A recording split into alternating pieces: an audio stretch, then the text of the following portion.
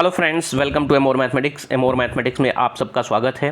Guys, आपको हम बता दें कि आज हम बात करने वाले हैं यूपीएसआई 2021 के बारे में, जिसमें 9534 पद थे और इसमें हम पूरे डिटेल में बात करेंगे। सारे टॉपिक हम लोगों ने लिए हैं जो आपके जेहन में आ सकते हैं।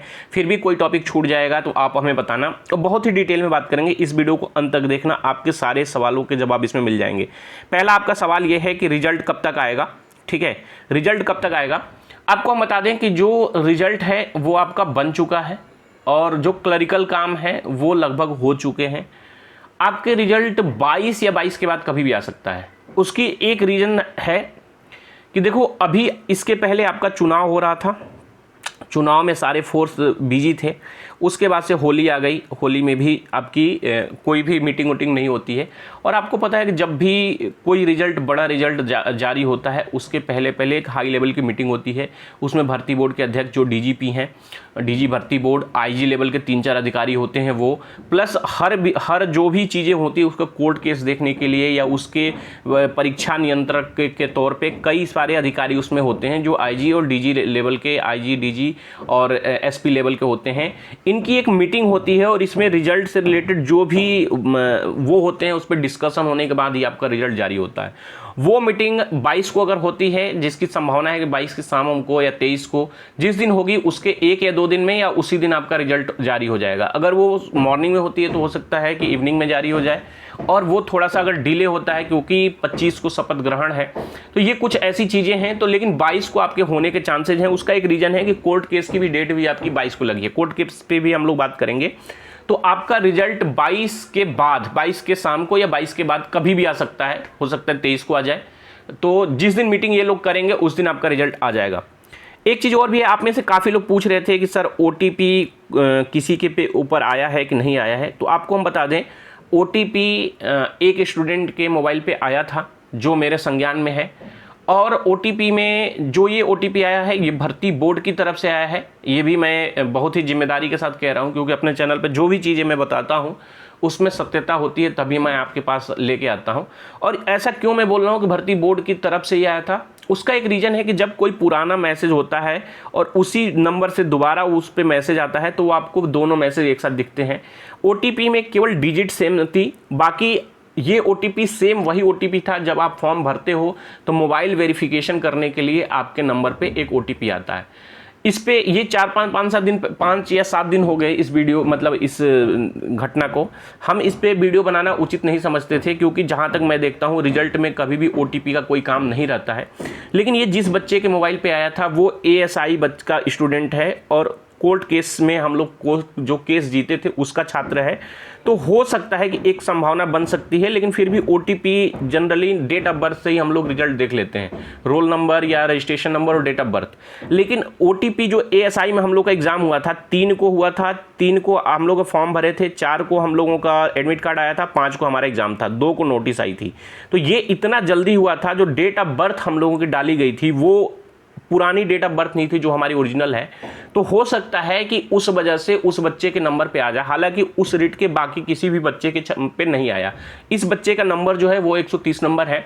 हालांकि हमने भी इस एग्ज़ाम को दिया था और कुछ बच्चों के 150 हैं और 150 से ऊपर जैसे हमारे हैं, और भी कई बच्चे हैं कि कई बच्चे हैं जिनके 160 है, उससे भी ऊपर नंबर है। लेकिन और भी मतलब बाकी किसी पे नहीं आया है। और आपको बता दें, एसआई नहीं है। एसआई में 160 क्वेश्चन थे। ठीक है, ये क्वेश्चन मैं बता रहा हूँ। एएसआई में 200 क्वेश्चन थे। तो ये जो 160 या 165 जो भी नंबर आ रहे हैं, ये 200 में नंबर आ रहे हैं। ठीक है ना। तो मैं बता दूं, ये ओटीपी आई है, इसमें सत्यता है और ये मैं पूरी जिम्मेवारी के साथ कह रहा हूं। लेकिन इस पे मैंने वीडियो इसलिए नहीं बनाई थी क्योंकि ओटीपी जनरली मांगता नहीं है। हम लोगों का चूंकि डेट ऑफ बर्थ उन्होंने जब फार्म भराया था तो ओरिजिनल नहीं डाला था, तो हो सकता है कि रिजल्ट जो कोर्ट वाले बच्चे हैं उनका कुछ अलग तरीके से आए। लेकिन जहां तक मैं समझता हूं, ये एक जैसे टेस्टिंग होती है उसके तहत आ जाएगा, क्योंकि डमी पे टेस्टिंग की जाती है। तो हो सकता है कि आपका इस पे आ गया हो किसी स्टूडेंट पे।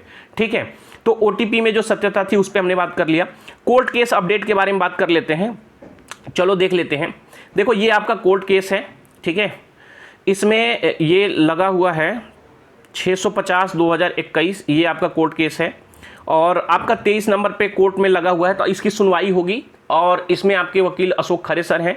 बाकी जो भी अपडेट होगा वो हम देंगे, लेकिन आपको बता दें आपका रिजल्ट या री एग्ज़ाम से रिलेटेड जो चीज़ें हैं उसकी संभावना मैं जहां तक कोर्ट केस देखता हूं बहुत ही कम है। जांच के आदेश हो सकते हैं या जो लोग भी मतलब इसमें पकड़े जाएंगे उस पर सुनवाई हो सकती है, ठीक है, क्योंकि आपका जो प्रोसेस है ऑलरेडी इतना ज़्यादा बढ़ चुका है और लॉ एंड ऑर्डर की सिचुएशन लगातार खराब हो रही है। उसको दृष्टिगत रखते हुए मैं दावे के साथ कह सकता हूं कि आपके रिजल्ट पे इस केस का उतना ज़्यादा इम्पैक्ट नहीं पड़ेगा कि ये भर्ती इस पे स्टे लगे, ये भर्ती कैंसिल हो। ये मैं क्योंकि मैं लगातार साल 1.5 साल से केस लड़ रहा हूँ और हमने SSC का भी केस 2017 वाला भी देखा था। उसमें भी आपको हम बता दें कि उसमें CBI जाँच हो गई, आज तक चार्जशीट नहीं दाखिल हो पाई है या कौन कौन से मुजरिम हैं उनके बारे में। तो ये मान के चलो, जबकि सुप्रीम कोर्ट ने ये बात बोली थी कि हम पता नहीं कर सकते कि कितने लोगों इसमें भ्रष्टाचार में लिप्त हैं, लिहाजा इसको कैंसिल किया जाए। लेकिन सरकार की जब दलील आई कि इससे लॉ एंड ऑर्डर हमारे बहुत सारी चीज़ें, मैन पावर और बहुत सारी चीज़ें उन्होंने हवाला दिया, तो उसमें सुप्रीम कोर्ट थोड़ा सा सरकार की तरफ चला गया। तो ये सारी बातें हैं, आगे हम देख लेते हैं। और एक और पॉइंट था आपका, हाँ, कट ऑफ के बारे में। देखो ये वीडियो हमने पहले भी बताई थी, अगर नहीं देखा होगा तो यहाँ पे आ रहा होगा, थंबनेल देख लेना। आपकी कट ऑफ इससे ज़्यादा नहीं रहेगी। आपका जैसे आपको 160 क्वेश्चन है, 50% लाना है, यानी कि 80 क्वेश्चन आपको करने ही करने हैं। 35% सेक्शनल कट ऑफ है, यानी कि 14 क्वेश्चन आपके करने हैं, ठीक है। अब देख लेते हैं अनरिजर्व की कट ऑफ 105 से 110 के बीच में रहेगी, OBC की 100 से 105 के बीच में, EWS की 98 से 102, SC की 95 से 100, ST की 90 से 95, एक्स सर्विसमैन की 85 से 90।